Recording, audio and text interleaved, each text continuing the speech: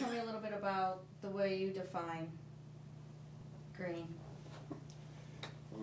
I believe it touches a little bit on everything: energy savings, waste reduction, efficiencies from within, always looking for new ways, alternative sources of power, energy.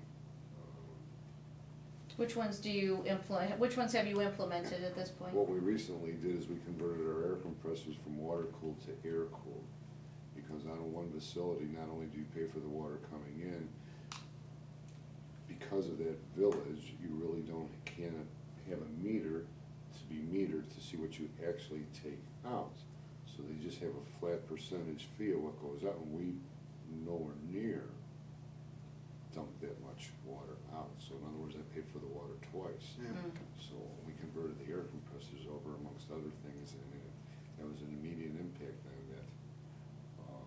Which it also, in the long run, lessens my footprint of what I gave a byproduct of someone to, even though it was water. Heat recovery, and on some of the ovens, we look at heat recovery. We can wrap some of the stacks. I've seen them wrap some of the stacks with coils. We circulate water and take them to some, especially in the Chicagoland area over here, pump that water to some dock areas with some little train or Modine heaters and just recirculate that water that's just been heated from the exhaust of the ovens.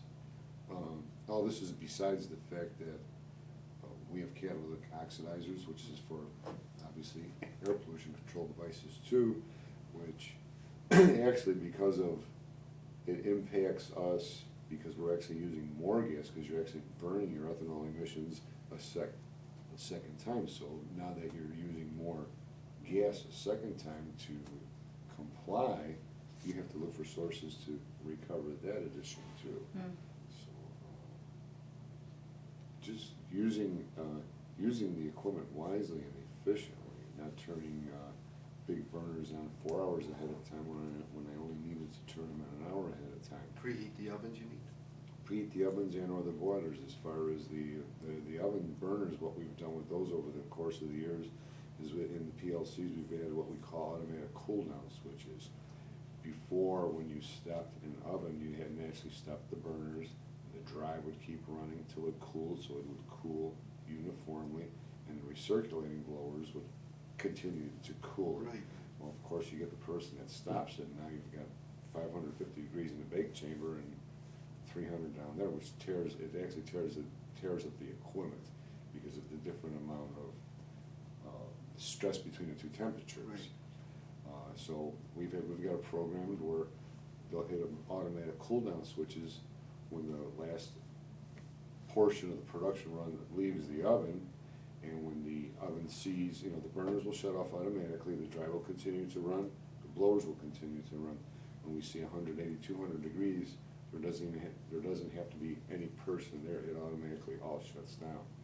And it's amazing the savings that you see with that, because we have to take everything away from the human factor, because things happen in the plant and the person that's supposed to be there, something happens, he's not there. And I just ran 2 burners at 5 million BTUs apiece for an additional 4 hours. It's doing nothing, so to speak. Okay. That's a unique way of looking at green. I mean, it's really a smart way of running your equipment, but it turns out they have like a green effect anyway. All the way around. Ray, I know you've done lots of different things. Well, green is really for the good of the environment, and all of these things that you have mentioned are, we agree, and they're true. What we have done is, energy savings projects. We have implemented, first off, I don't want to forget the recycling. We have started our recycling program since year 2000, when you were not really hearing of the green. What did you start recycling in 2000? Cardboard, paper. Okay. Now we recycle, of course, cardboard and confidential paper. We recycle batteries,